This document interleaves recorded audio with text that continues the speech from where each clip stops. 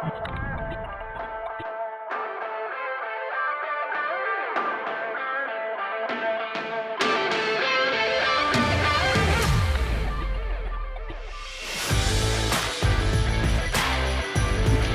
back, everybody. This is episode 11 of the third season of the Austin Rugby Podcast. I'm Dustin Zaire. That's Alex Reese. And I've got something stuck in my throat. Alex, how's your week been? It's been good. I won't be playing, but I'm excited that the Huns are going to be taking on AUS this weekend for our first game in over a year. So, man, that's exciting. You guys are part of the curtain raiser over there for the Sabercats match, right? There's a high school match. Yeah. There's I think a school called Westlake playing Woodlands. You know anything about that? Let's go, boys. Those are my guys. For those that are listening and don't know, Alex used to play for Westlake. He's a Westlake through and through. So, well, I used to play against Connor Mooneyham when he was at Woodlands. So, man. Small little Texas rugby world. Small Texas rugby world that has a lot going on for it. A lot going on this past week. Obviously, we had first game of the season for MLR 2021. Home match, Bold Stadium. If you watched it on television, you had to be excited because you saw it was like a packed crowd for COVID. I mean, we just have to throw the caveat in there, but from what I hear, 2,500, 2,600 people were there. So that's fantastic. You can only wait until we can pack that place with 5,000. Obviously, the match did not turn out in our favor. So we came up a little bit short, literally and figuratively. So let's dive into it, Alex. I mean, in 30-28. Utah comes out with a squeaker again against us. Last year they came back in the last two minutes, minute and a half, and scored a try to tie. It just seems like every time we play Utah, it's a barn burner, and we should have known that when we picked our scores. I know, we got a little overzealous. We were really over.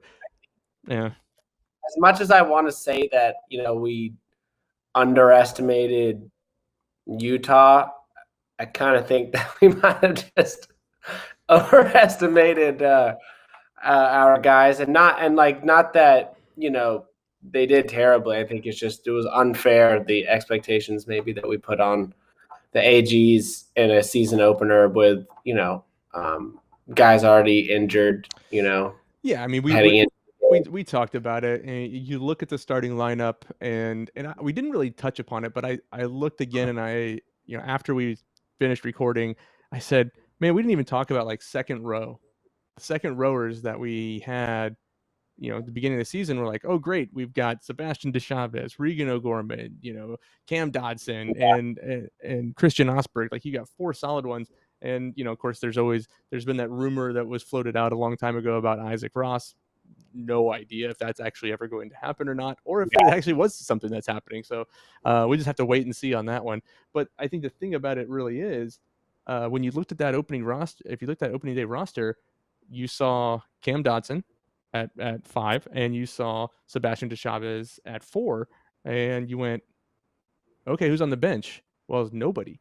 We didn't have a backup second row, and unfortunately, Cam Dodson went out at halftime with what looks like a finger injury or a hand injury, and it appears as though obviously other people have been hurt, with Christian out and Regan out from preseason injury, put us kind of short, and so you then had Michael DeWall stepping in at lock. Michael DeWall, the stout 6'1", packing down with a 6'8" mountain of a man in Sebastian DeChavez. So obviously, I mean, and that's going to drastically affect your scrum. And I think you saw that in the second half, right? Like, you saw the fact that a couple times Utah blew us off the ball, in the scrums, like 2 key ones, when we were in a good spot. And I think you got to take that in consideration and go, man, okay, hopefully, fingers crossed that some of the guys return from injury soon. And from talking around the country with other people, we're not the only ones. Like, Austin is not the only ones with tons of injuries. There's lots of injuries around Major League Rugby, and I think we're going to see that with the shortened preseason, COVID, everything else going on. I think the players that played overseas this past year with COVID are actually going to fare better than those who did not, because they've already been playing and their bodies are kind of used to it, whereas everybody else didn't. Yeah. So I don't know. I guess for you, what are some things that really stood out? I always like 3 up, 3 down, 3 good things, 3 bad things that you saw happen. We want to start with your bad things. We'll end on the high notes.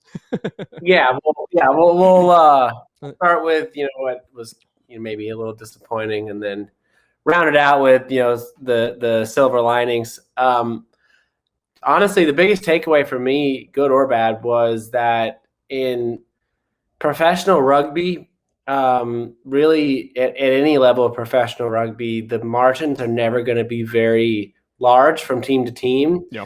That's just the nature of professional sports. And that's why I think that, when you have opportunities to take points, particularly early in a match, you have to take them. You got to get your points when you can. Yeah. And because, like I said, professional sports, the game's going to come down to just a few points here and there. And I thought that we passed up on maybe 3 or 4 very easily kickable penalties in the first half. And especially with Mac we ended Mason. up not. Yeah, and he's a great kicker. And so we ended up not getting any points.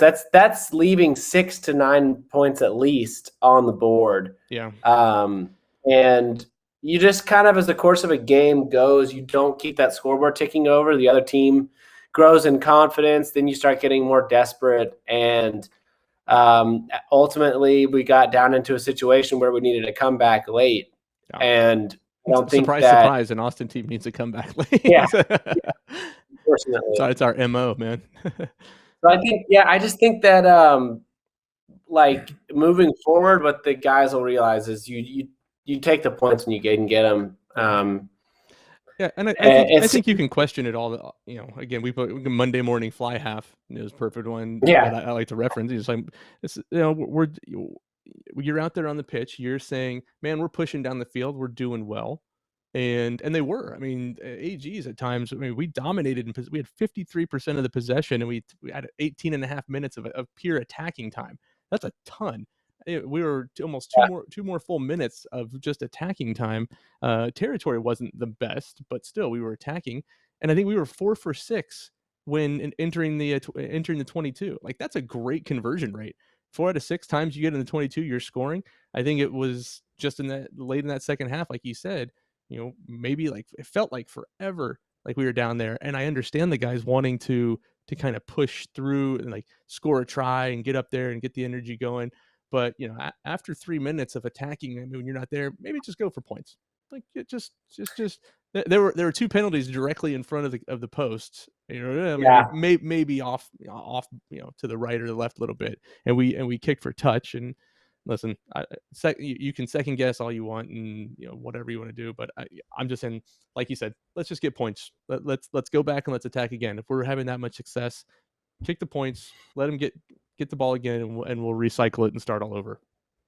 Yeah, another I guess I'll call it a gripe, and it's not targeted. Is it griping with Alex Reese?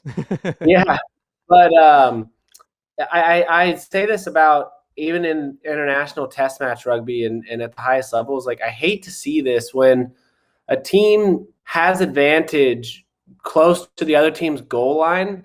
Yeah. Why would you do a cross kick? It just doesn't make sense to me, because you are basically saying we're going to put our entire chances of scoring on this one kind of risky, not very high percentage play to go for a long cross the field kick. When is that really a higher percentage of scoring than just going even pick and drives? You have an unlimited amount of phases under advantage. Yeah. So why would you give up that opportunity to go for a cross kick? And I think we did it 4 times the first half. We came back with a penalty, but you know what? We ended up not scoring. And I thought, dude, just if it takes 25 phases to jam it in, then it takes 25 phases to jam it in. You don't need to score on phase 2 on advantage. Yeah, and I think at that time, you had all the guys were still, I say, healthy and fit, and you still had all your starters out there. You have guys like Wappa who can grab it and just drive over. Like, not many people are going to stop him from Exactly. 2 meters out. Again, Exactly. or Hugh Roach. Like Hugh had a try, and it was a great push from him. Like, just get two guys, get Wappa, Hugh, and Sebastian pushing from behind, and just drive them over. I think you're right. I think like the crossfield kick, like I understand it. It's in this in the concept of it, right? Like, oh, we want to try to go something glorious, but it's only if you have a deep try zone. Bold Stadium does not have a deep try zone. It is Agreed. probably the Oh, small. yeah. It's probably the smallest one in Major League Rugby. Like, it's not big. We are playing on a soccer field. It's a shorter. It's not a wider as wide as it should be, but still it's wide enough. But it's not as deep as it should be in the try area. So you're not going to get a chance. Yeah, Cole Davis had a chance to get one of those kicks from Will, and it was already out of back of the try zone within. Cole took 2 steps. Like, could he have got to it? Maybe, but he had to do an acrobatic dive in order to try to get it. If he could have just ran over, an extra 2 or 3 meters, which would have been the official length of the try zone, then he probably would have gotten it. But again, and to that point as well, like, you have to be extremely pinpoint with that kick. Very pinpoint. At Bold, and like, I do get when it's on to do that cross kick, but at least suck in the defenders to where they have to commit everybody near the ruck. Yeah. To where it is wide open, not a soul in sight. Then you go for that cross kick. But with small try zones, and when you haven't even sucked in all the defenders, yeah, you have to be putting in like a Tom Brady type of fade route into the back corner with a tight defensive coverage. Yeah, and get the ball dotted down. I don't love. Can Will do it? Yeah, I think he can. We've seen him do it before, but can he do it every single time? I mean, nobody can really do it every single time. Even Tom Brady misses from time to time. So yeah, and can he do it at a higher percentage than we can pick and driving the ball in? Yeah. All right, so that's 2 gripes. What's your third?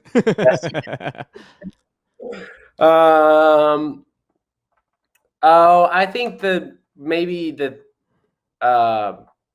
third gripe. Honestly, I didn't have another one. Honestly, maybe perhaps our defensive line was.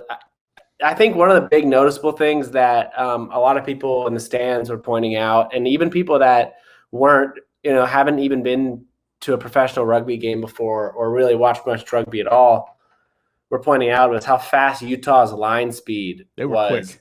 And, theirs compared to ours, like they were like just flying off the ball at every single phase. They were coming up off the line really quick, whereas we were inconsistent with just that. Like, we weren't relentless, and I thought that they were. And I think I don't know if it's because they wanted it more or because they've drilled it harder, but I think that's an area we've got to, because we have the tacklers and the hitters to put some serious defensive pressure on teams. Yeah.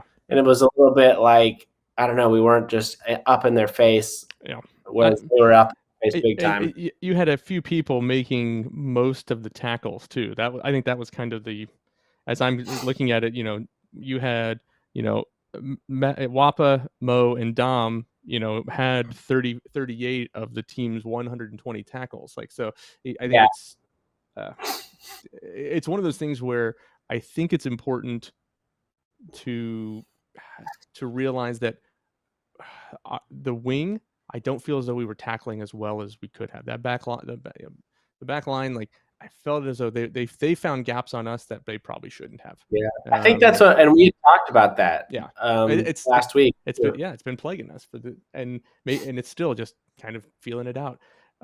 Utah here, for me, I had a lot of similar things that you did, as far as take points when you can get points, right? I felt like take advantage when you have more numbers. They had 3 yellow cards, and I don't know how, if we scored maybe one one try. Maybe we may have scored once. They scored us with it. Yeah, they scored with us when they all credit to Utah. They're a good team, right? Like Mikey Teo had a great game. He is a monster. Like he can still just run through people and run around people. And I think when you look at that and say, okay, Utah's not, the parity is not big in Major League Rugby. Like the teams are going to be close. Like it's going to be close for everybody this year. There's no team that's going to dominate at all, I don't think. But I think, you look at Utah and they just work together well.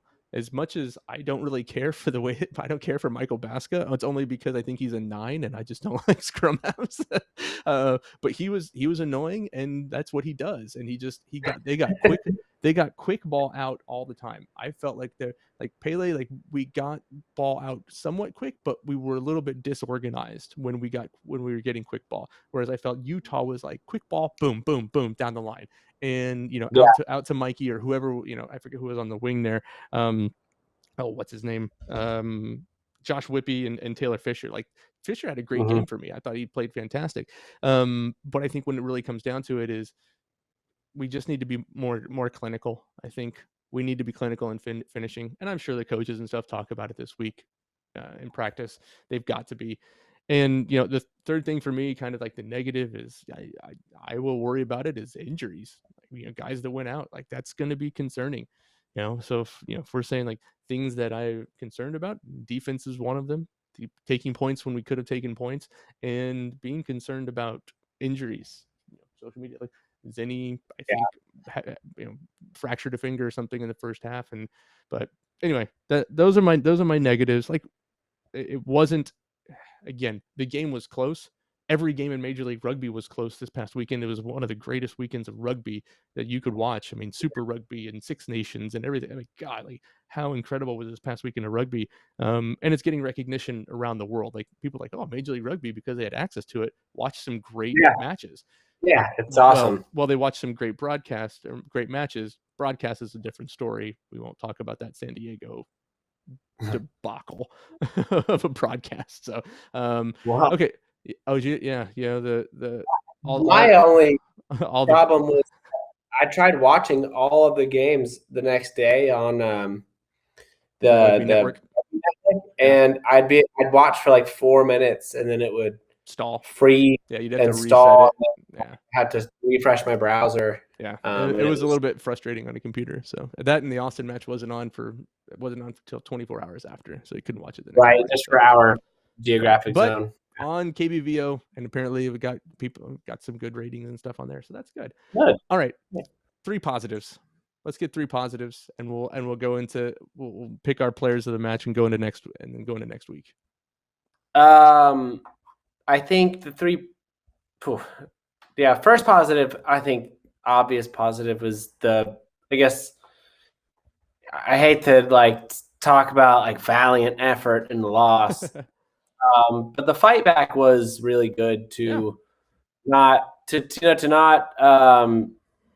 just cash it in when we went down by 9 points with 5 minutes to play. To go score a try and then go get the ball back and then give yourself a chance to win was pretty awesome. And we were 2 meters short on the kick, but I think that it's encouraging though to know that like the team is that attitude where it's not over, like however many minutes are left, you can always score 2-3 tries. Absolutely, especially with the way that we play. Yeah, and then second positive, I thought that I thought Connor Mooneyham was great, and I would like to see him. That's one of mine too. Yeah, I'd like to see him get more action. I think he only had 6 carries. But yeah, he's just plays with like a ferocity that if everybody played that way, then the team would just be that in-your-face team. It's good to see.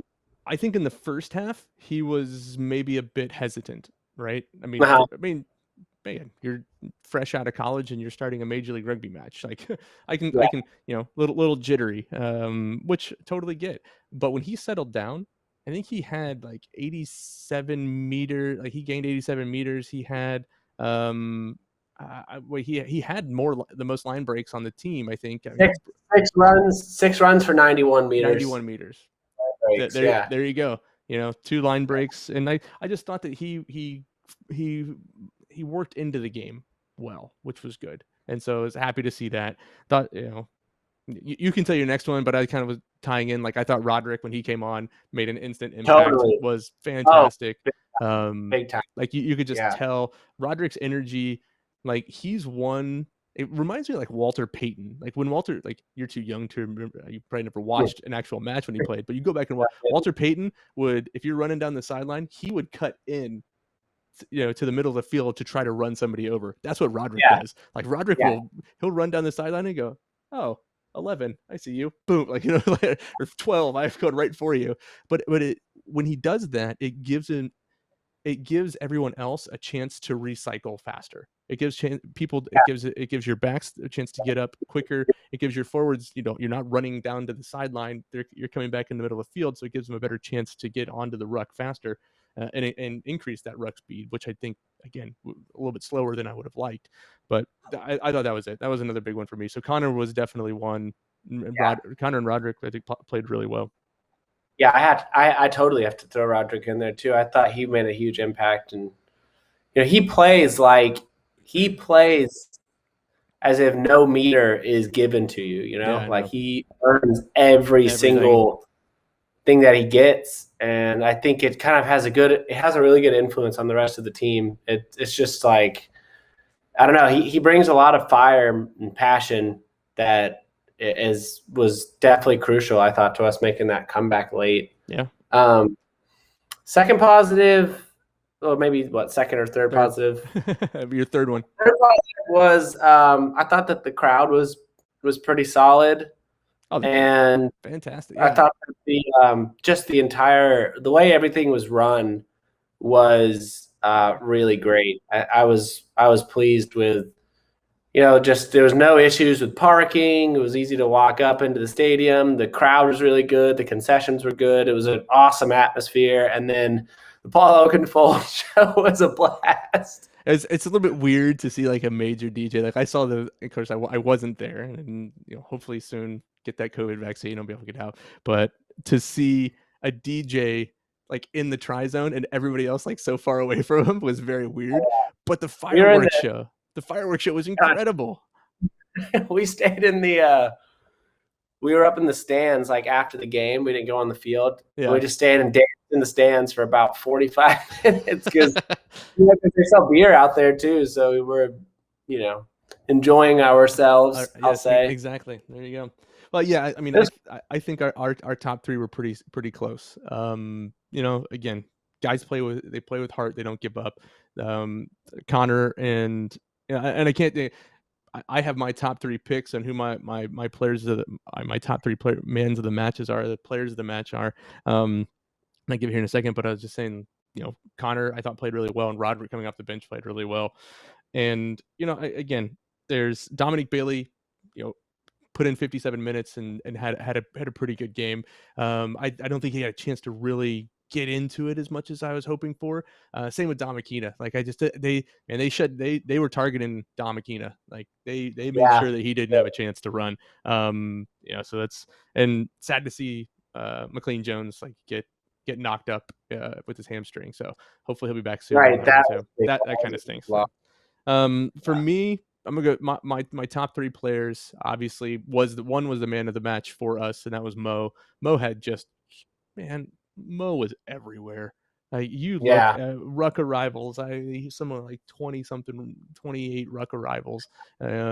He had a try. He had a great try actually. And then I just felt like his tackling was through the roof. He had 13 tackles. He was pretty dominant. He played 80 minutes. Like to play at that intensity, 80 minutes, like it was pretty great. My second player was definitely Zenny. Zenny had 150 meters on 11 carries. Come on, man. Yeah. 10 tackle. Basically, he broke 10 tackles. Like you could watch the match, and he only played 53 minutes because apparently hurt his finger. But you look at that again, and you watch him run through that line. There are so many times that he just broke through, and you're like, oh, like shit. Watch his feet like Muhammad Ali, man, floating like a butterfly. But yeah, no, I thought he had a great game. Like he was definitely an impact player for me. And then I thought, obviously with Robbie Coetzee being out injured, I thought Hugh Roach stepped up and he played 80 minutes again. And again, kind of a product of circumstance. He just couldn't get out. You can't sub him out, and Mason Coke had to come in, as an injury sub at the end too. So, but I thought that Hugh Roach again, ruck arrivals was through the roof. He had some good tackles. He scored a try as well. Fun fact: all tries were scored by forwards this week for us. So there you go. And Mac Mason was 3 for 3 on conversions, and of course, unfortunately, missed that last penalty 51 meters out. I mean, let's be honest, he was 51, but at a slight angle, so he was probably closer like 55 meters away.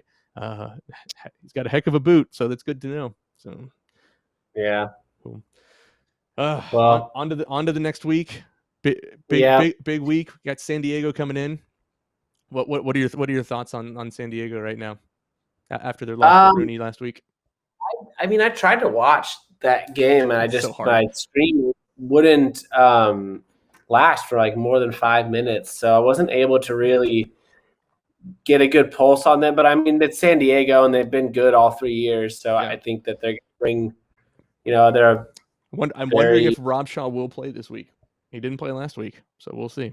Yeah, we'll see. Whether or not he plays, I still think they're going to be super tough, and I think it's going to be a close game. I don't think that they're going to be nearly at the level that they were at last year. Yeah. Just because you're missing such a force with Nanu in the middle and JP Duplessis.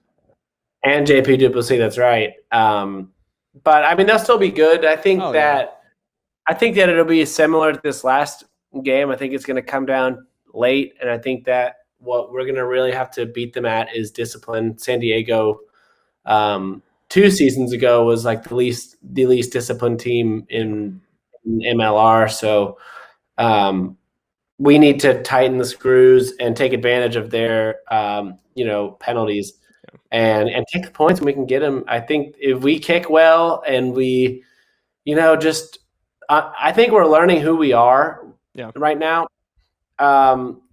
As the season progresses, I know we'll get better. I think we've just got to take the points when we can and play better defense. And, I think at the end of the day, it's going to come down to a real late decision one way or the other, who's going to win. And you got a score prediction?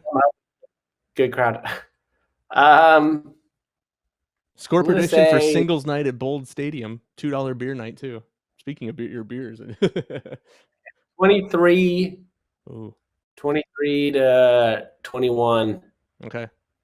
23 AGs. Oh, you can take the AG. Okay. There we go. Yeah, it's like I hate I've done it before, not taking the AGs and going, well, I just can't win that one. But yeah. Let's see. I agree. I think San Diego's going to be tough. Got a couple former Austin Elite players coming back to play against us, and Pete Malcolm, Ben Mitchell, former captain Ben Mitchell, and Mr. Travis Larson. So it'll be good to see them play again. Always good to see those lads. As far as score, let's see. Last week, the average score in MLR was 50. The combined score was 55.5 points. So the match. So I'm going to go a little bit shorter. I'm going to go.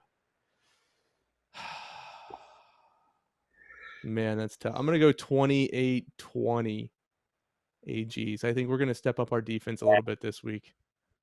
Yeah, I think so too. I hope that. I hope we step up our defense this week. No, but yeah, there we go. So AGs this week. What time? What time Sunday? 7 o'clock. 7 o'clock. 7 o'clock Sunday. KBVO on your television, but live at Bold Stadium. It's really awesome that it's on television locally. I think that's a great thing. I can't, and of course, it's getting promoted left and right through all the social media channels, but also people out in public, and more people are known. Yeah, they know. Well, I'm sure everyone that went had a good time last week too. I had Bring a two friends to your next match. Yeah, I know, right? Like, so we can only. That's what I said, is because now that Texas on Monday is letting everybody get vaccinated, what CODA needs to do and what the AGs need to do is say, okay, we're doing vaccinations and a match at CODA.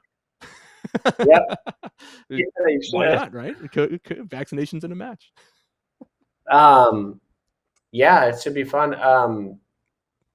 Oh, I forgot what I was going to say, but it happens. Hopefully we get a good crowd on Sunday. I do too. I hope we do too. It is singles night. Hopefully, go out there, meet a future lover. Hey, we're gonna take a short break, and we're gonna come back with a very special announcement of a new AG player.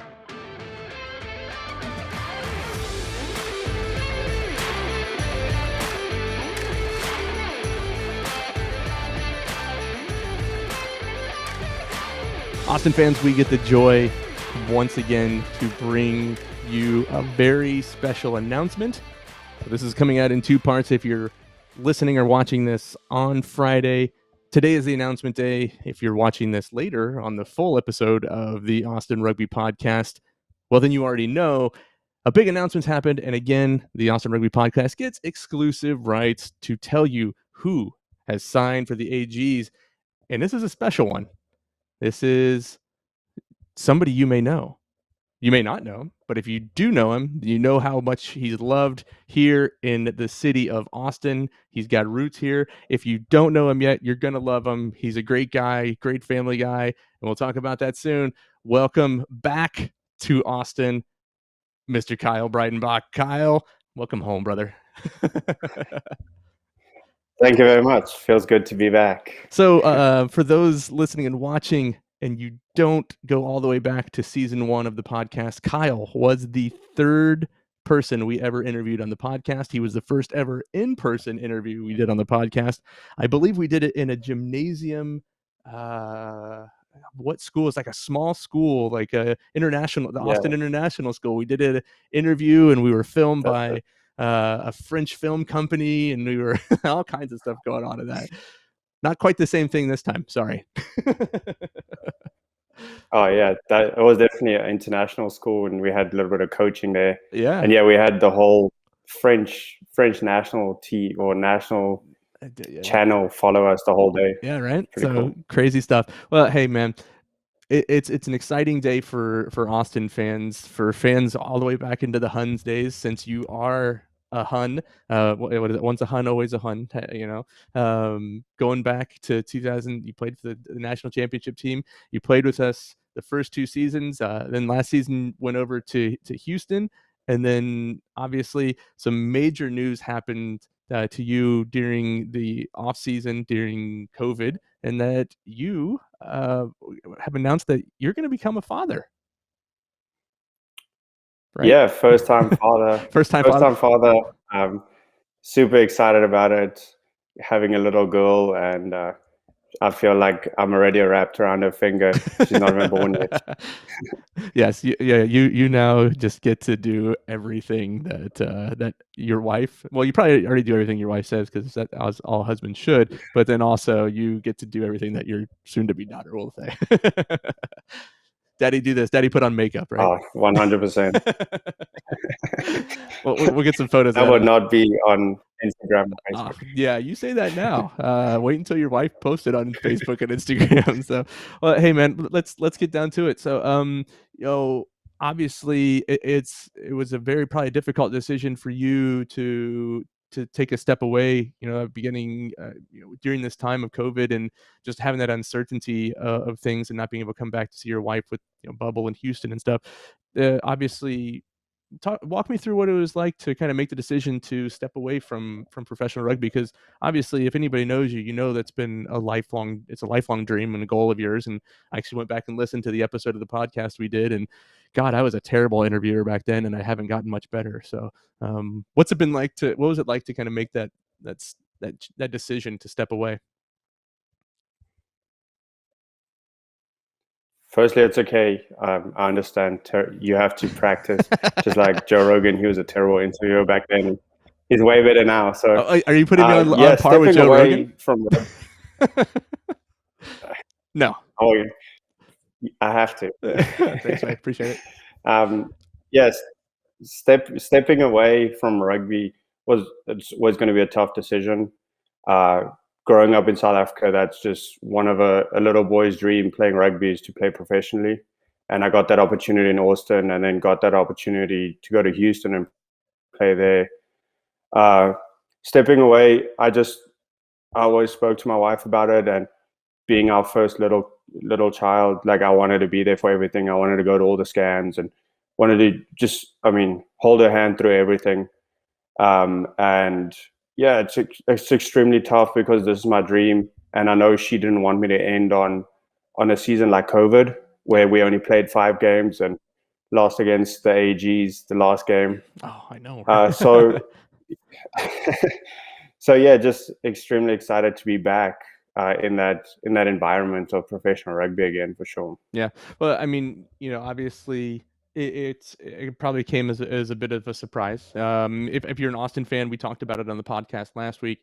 Alex and I, we touched upon it. There seemed to be a few injuries in the second row position and even in the loose forward position. Obviously, injuries happen throughout the season in Major League Rugby, and it's actually, if you're watching Major League Rugby right now, lots of teams are having injuries. And so, what I can only assume is that, we saw some of the guys getting hurt and some of the guys coming back from injury, and we needed help. And obviously, to have somebody like you stand, in town, as you're a Pflugerville native right now, I should say, to have that call. What was it like when Coach Harris gave you the ring up? How did that go about? I was actually sitting and studying at home, and I just had a couple of job interviews, and then he gave me a call, and he was like, "Hey, I know you're in Austin, and I think you want to come play rugby." And I was like, "Yeah, I always want to play rugby." So, it was really exciting to see his number come across the phone, and just to talk to him about what he sees for the team and where he sees me in it too. So. Yeah, that's awesome. That's awesome. Well, as a fan, I'm excited. I can go back and if I can find those videos and pull them, I'll put them in the announcement. But some of the hits that you're known for, big hits.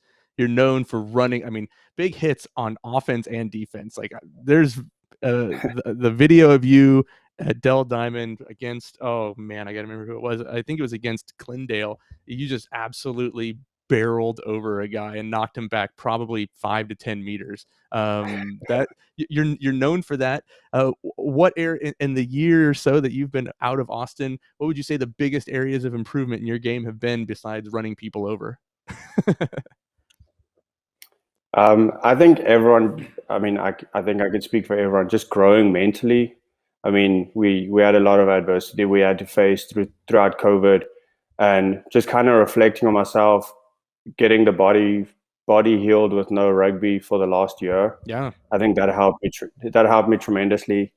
So just off-season stuff, little work-ons, been training in the gym pretty hard on my own and things like that, just to come back better and stronger. I'm excited for the season, and hopefully I can run another couple of people over. There you go. I'm all for that. It's gonna pick my team of the week there if you can get a couple of people run over. So, I guess obviously it's a very interesting situation with Houston and with Austin. If you can speak on it, how was everything done amicably? How supportive was Houston in this endeavor? One, for you stepping back and not being with the team, but also to say, well, now Austin wants to sign him. Was it pretty cordial? Was everybody pretty kind and fair to you on that? Yeah, definitely. When I firstly called Coach Paul Healy down in Houston and told him the news that I found out my wife's pregnant and I'm not coming back. And they definitely wanted to work around, which I just didn't feel like that was fair towards the team. Yeah. So I just rather said that I would cut it off completely and let someone else step in that position and fill it to the best of their ability. Got a call back from JT, the president, and he was really good about it. He also has a kid of his own, and he completely understood. Yeah. And then I never really said that I wanted to get traded just because I wanted to stay loyal to them. Yeah. And I didn't want it to seem that I'm just stepping away just so I can come back to Austin and play for the AGs. A couple of days later, JT called me back and he asked me if I would want to trade to Austin if possible. And I told him that would obviously be the ideal. So yeah, it all worked out pretty well in the end. Yeah. Talking to Mike Ablett on this side and Coach Sam, it all seemed to work out pretty cordially, as you say. Nice. That's good. I mean, it's good to hear. I mean, obviously, rugby is a family and an inclusive sport, and being Texans as we all are, that's it's nice to see that people understood your situation and the importance of family to you and the importance of just being there for your wife and being there for your soon to be born daughter. And so but then also it's nice that Houston accepted and said, yeah, Austin, if you are interested, you can approach Kyle and you can sign him, which we have announced today. That's good. Yeah, I think that's great about rugby. Is just, I mean, like you say, it's family, and it's also just that sportsmanship. Like they didn't want to see my career end at 27. Yeah. They wanted to see me play more rugby. So yeah, why not get traded and try and get something from it. Yeah. And I can also come back home and play where I started. Yeah. Speaking of that, so I've talked with some others around town. It appears as though you didn't stop training. You've been out practicing with your old team, the Austin Huns, recently. How's that been going out there with the Huns, getting back on the pitch over there? Yeah, it was. So I contacted Adam, and he actually helped me a lot with the job search and things like that, which I'm extremely grateful for. And I knew I didn't want to step away from rugby, so why not go back to my roots and play amateur and train during the night and work during the day. And first training was hard. I was on the knee a lot of the time. Couldn't walk the next day. But you're out of shape, huh? Was out of there shape. you go. Was out of shape. Yeah, so it was hard to get back in, especially taking time away with COVID. You can go to the gym as much as you want, but rugby training is completely different. And it definitely showed that first week back there.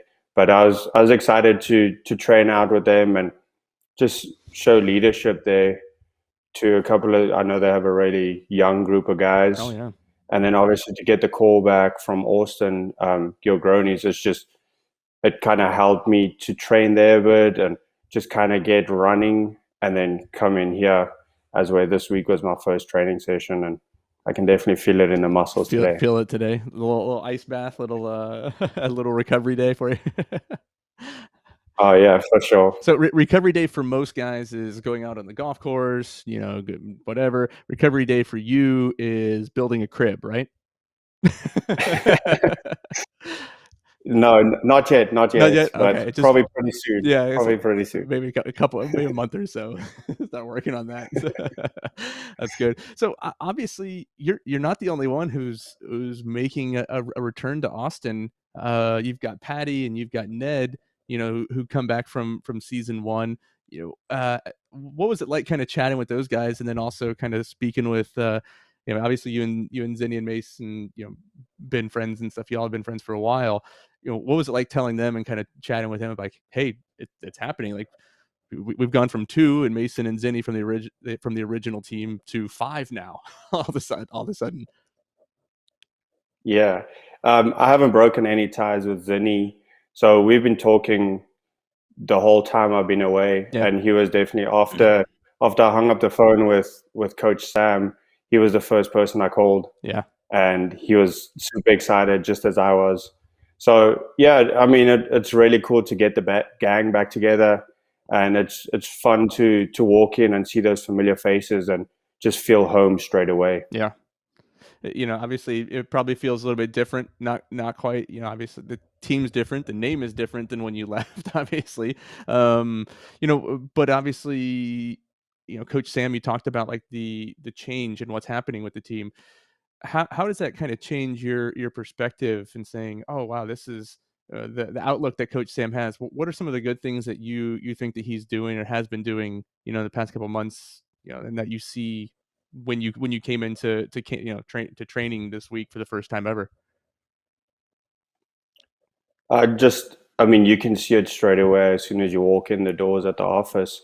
Just it screams professionalism off the bat. If I go look at things in South Africa, rugby wise, like this is kind of what I put it up to as the professionalism. Yeah. And then also just, I mean, they want us to have fun. Like we have structures of how they want us to play, but if you're not having fun on the park, then you're not going to be doing a good job. So I think that they look like really, and obviously I've only been there a couple of days. They look like really laid back coaches that show you the way, but don't force you into a certain lane, which is really cool. I enjoy that a lot. That's awesome. Well, obviously those of us that have watched you play for years, going all the way back to Huns days, know that you play, you play across the back row. You can play second row. Can you give away where you are slotting in, right where you feel as though the team needs you the most at this particular point in time, or do you have to keep that a secret? Yeah, you touched on it earlier. There's a couple of injuries that happened preseason and during the first match. So for this weekend, I'll probably start off on the bench, but covering more back row. Second row, sorry. But I can definitely slot into any position. So I think they're trying to just rotate me just to kind of get used to where everybody needs to go. Yeah. So I can't say for certain yet. Do you have a preference on position? Because I know you've played quite a few different positions. Do you have a preference on which ones you like to play? No, not really. I feel like if I play second row, even though I'm just 6'4" compared to Seb, which is 6'7", 6'8", who's a mountain. Yeah. So I feel like second row, I can slot in there and be like a fourth Lucy, per se. And yeah, so I feel like if I'm in there, then I can just help out a bit more as well. So probably have to say second row. That's awesome. I'm excited for it. Yeah, I'm. You and I, we've always chatted, had good rapport for going back to, when we started the podcast originally, and always kept up with you, and was sad to see you go last season, and, ecstatic to hear when I heard that you were coming back. That was, the whispers in Austin, people just know things, especially, when the Huns say, oh, so-and-so is going to go play up with the AG, like, oh, really? Like, that's fascinating. And we find out about that like a week ago. And so we're really happy to announce it here. Kind of last couple questions here. Can we expect, your mom to be back over anytime soon to cheer in the stands? It's one thing I did miss last year was hearing your lovely mother yelling so loud. She's very loud, and I love that. I love that about her. And if she's listening, hello. It's good. She was always a favorite. Her and Donna from season 2, like they were just so supportive. And so, can we expect your mom back over anytime soon? Not that I know of. If they show up and they surprise me, then probably. But they were just here over New Year's. Oh, okay, nice. And they were actually with us when we found out we were pregnant. So that's more important just than got being back there for a rugby match. Yeah. So I mean, this was pretty unpredicted that I was going to play for the AG. So they didn't really plan on it. But I don't know if there's another season in me, you should hear her on the sideline for sure. There you go. I love hearing that. So no, that's really fun. As far as your kind of outlook coming up against San Diego, obviously you just come into the team, come into practice. We're talking what 2 to 3 practices, 4 practices, maybe at most. Obviously, San Diego coming off a loss, we're coming off a loss. What's kind of your outlook on the match? So going into Sunday. Yeah, San Diego is a great team. I mean, they narrowly lost against New York. Their forward pack's going to come hard, come fast. They've been a very, very forward dominant pack the whole time, all 3 seasons, I guess.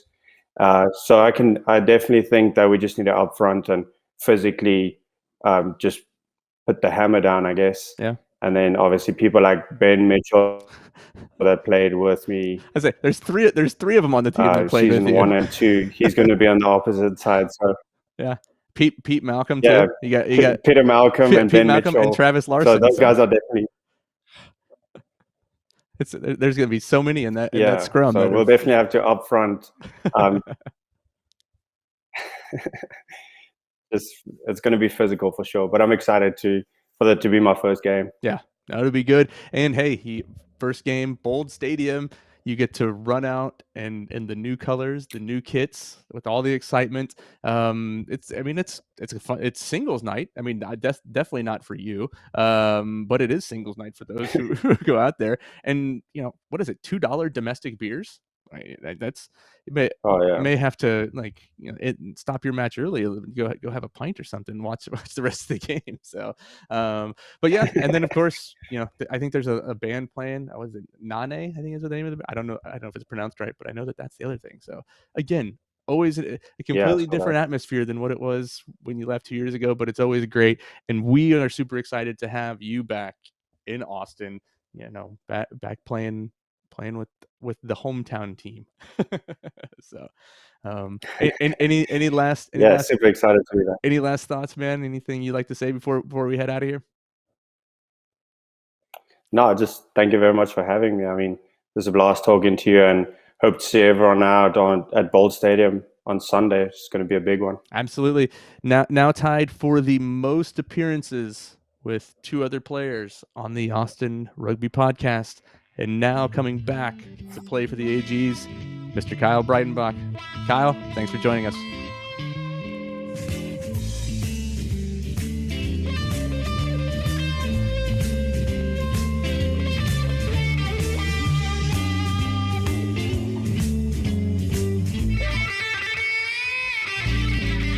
Rugby fans, Austin supporters group, Gilgroniacs to the millions of you worldwide. Alex is a Gilgroniac. He understands. He knows. He loves it. Hey, we're really excited to have Kyle come back and play with us. I think he's just a stand-up dude. Alex, you've played with him, as Huns in practice. I almost got to play. If he wouldn't have signed with us, he would have played with you guys this weekend, right? Yeah, I know. AG's taking your players. No, that's right. Kyle put in 2 long years at the Huns and national championship. Or national championship. So I think he's a Huns legend no matter what. For sure. Yeah, I'm excited to see him play. I mean, I'm excited for the match. There's a lot of great things going on. Before we close everything out here, I do have one special announcement that I can finally say. You've been waiting for it for a while. The official Austin Rugby supporters, the Gilgroniac clothing line, is live now on the Rugby Shop. That's right. We got together with the guys at the Rugby Shop. We got approval from the AGs. That was one thing we made sure we had to do. But we got approval for the Gilgroniac clothing line. There are 2 tank tops, a T-shirt, and a hoodie. Pretty cool. We're pretty happy about it. Tied with that, we announced it on Texas Rugby Monthly. There's also a Rugby for Texas T-shirt. It's actually T-shirt, hoodie, sweatshirt, and 2 tank tops. And the great thing about these two clothing lines, if you will, I love calling it clothing line. Sounds really professional. We got T-shirts now. The great thing about it is 100% of the proceeds from all the sales of this is going to go to the Just Keep Living Texas Relief Fund. If you don't know Just Keep Living, that's Matthew McConaughey's Just Keep Living. It's actually the We Are Texas Fund, and it is going to help all those families around Austin and Texas, greater Texas state, that were affected by the winter storms. And so I just think it's fantastic. Help out the community where we can.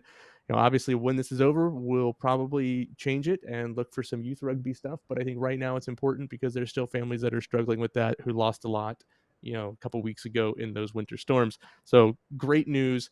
Gil Groniak line, the Rugby for Texas line, and they're cool looking t-shirts. I think like $20 for a rugby t-shirt. Like, who doesn't need another rugby t-shirt, right? Alex, you could go for another 2 or 3, right? We can pencil you in for some new ones. Probably need to pass some on as hand-me-downs. There you go. Shirts. For sure. Well, I think it's fun. I hope people like it. If you want to go buy it, great. Again, it's out there. It's charity. We're donating to charity. You can still get your AG gear in certain places, but it's going to be Austin Rugby Supporters. We'll put the link in here as well, but it's the rugbyshop.com/Austin Rugby Supporters. Really excited. Alex, another big week. Round 2 MLR Rugby match, Huns versus HTX. Yep. I'll be announcing because you'll be announcing. Yeah, I've got a foot injury, so I'm been out for a couple months. You gonna live stream it? Gonna try to. Hey, if you live stream it, let us know. We'll throw it on the pages and put it out there to the greater rugby world on Saturday. So let us know if you got it going. We'll throw the Huns page up there. We'll take care of it, guys. It's always a pleasure. Another week, another episode in the books. Episode 11, season 3. God, we've been doing it for so long. Glad Kyle's coming back. Really, really looking forward to that. Looking forward to the match on Sunday. AG's San Diego, 7:00. Yeah, baby. Alex, always appreciate you coming on and just shooting shit, talking rugby, man. Always good stuff. Yep. Always a pleasure. Yep. Until next time, that's Alex Reese. I'm Dustin Zare, and we'll see you on the pitch. Nice.